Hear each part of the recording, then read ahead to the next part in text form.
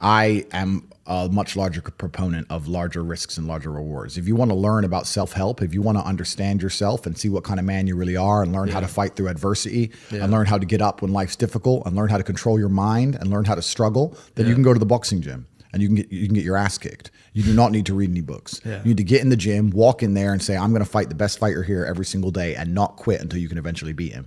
But most people are not man enough for that. So instead they'll read a self-help book and they'll sit there and try and talk to me about mindset. I learned my mindset in battle. My mindset is 87 professional fights. My mindset was learned in the reality of the real world. Yeah. I don't need to read a self-help book. I don't need to read about motivation or confidence. I've been in the cage smashing people's faces in. I don't need to learn any of that stuff. So I learned in reality, and reality is always gonna be a better teacher than a book, because you're not learning when you read books. You're regurgitating, you may be reading, but I don't believe you're truly learning. My coach used to say, if it doesn't hurt, you didn't learn. And I think he's completely right. And it's the same with entire life. You see people make the same mistake over and over again until it eventually goes really wrong. Yeah. And it's only then they'll change. Then they change. So absolutely. Yeah. So I learned how to become self-disciplined and become self-motivated and work hard. And I learned how to face adversity and find strength within myself I didn't know I had. Yeah. Because people were trying to kill me inside of a cage. And you cannot replicate that by reading pages of a book. No. So it's a waste of time. Yeah, you don't need to read about other people's experiences because you have enough of your own. Absolutely. And yeah, so I'll actually say here right now, I'm a massive anti-reader. I think it's a mistake. Yeah. I think as a young man, if you want to get your life better, the most important thing you have are your waking hours. You need to be out competing all the other people on the planet who are hyper competitive. And if you think you have 8 hours to sit there and just read a book, you are wasting your time. You are too slow and you are going to lose against people like me, because we're just too quick, too fast. Our networks are too various and large, and we make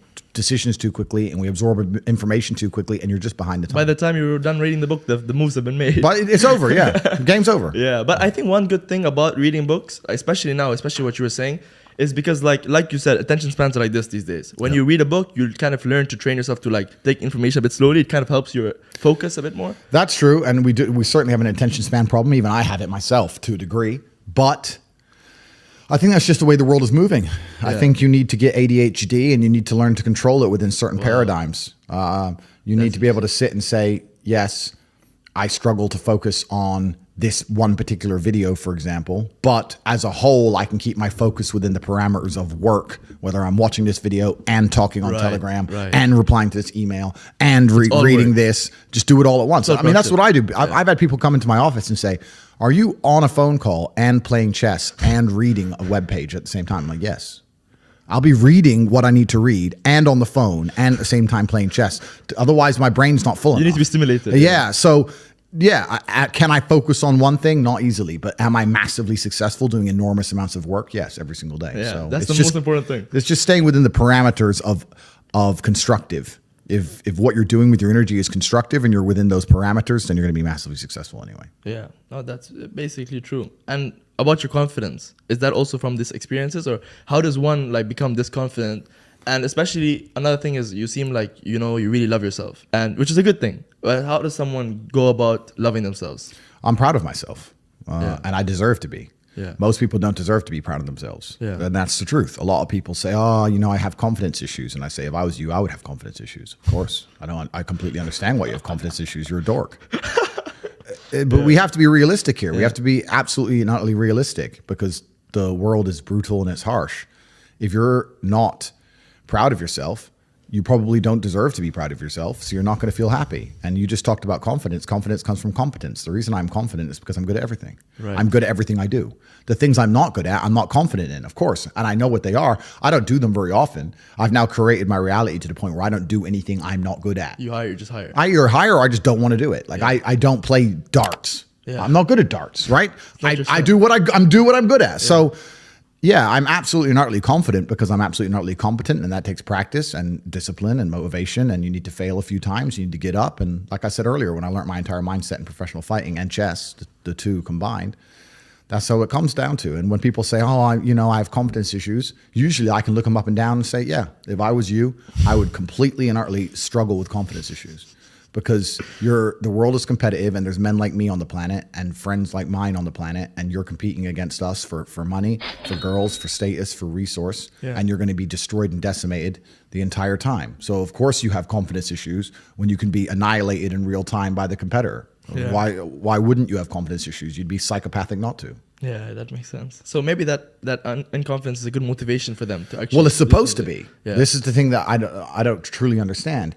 If I'm unhappy with something and I'm uncomfortable with something, I fix it. Yeah. That's endless motivation, which I don't truly believe in as a concept, but that's endless fuel for the fire. Right. If I was unhappy with something about myself, regardless of what it was, I would be able to take all of that discomfort and turn it into endless energy to get the problem fixed. Yeah, exactly. But these people seem to it's okay to be unhappy. Yeah, well, these people seem to sit and say, I'm really unhappy with X, but then stay doing X. So I don't believe they're truly actually unhappy. What you'll notice if you live life long enough is that somebody will sit and say to you, I'm unhappy being a loser. You say, why are you a loser? I just sit at home and play video games 7 days a week. And you're like, okay.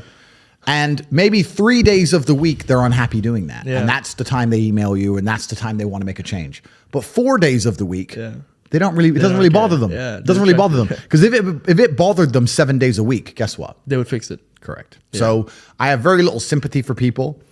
And that's not because I'm not a nice person, but it's because I've been so hard on myself and I've been through so many things that were difficult, and I've been through so much pain and trauma myself, some of it self-inflicted, some of it given to me by God to make me a better person.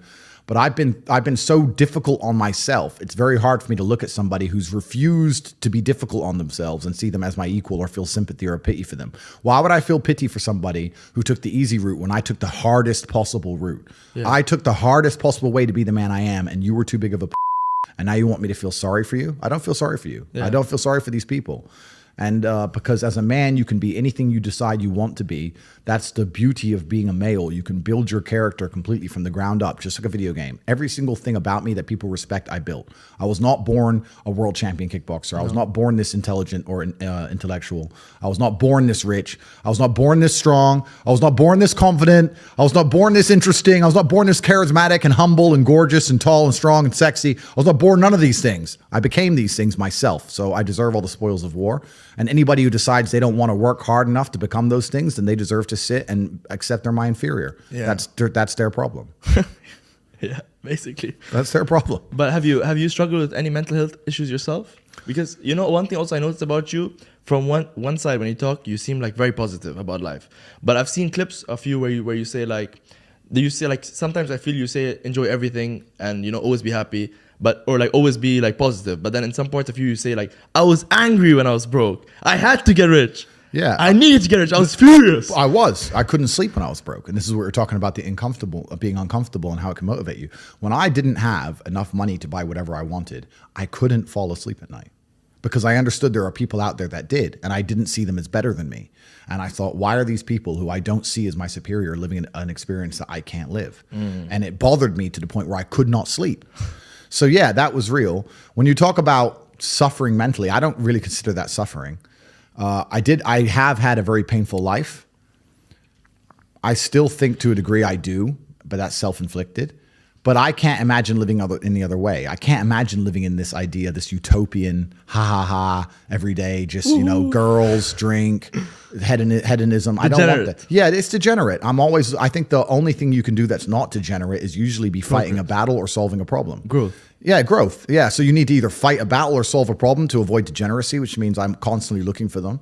I'm currently in one of the largest battles a man can possibly take on. I'm taking on the Matrix, the most powerful people on the planet. Right, yeah. So, yeah. Is my life difficult? Yeah. Am I complaining about that? No. In fact, I'd hate it for it to be any other way.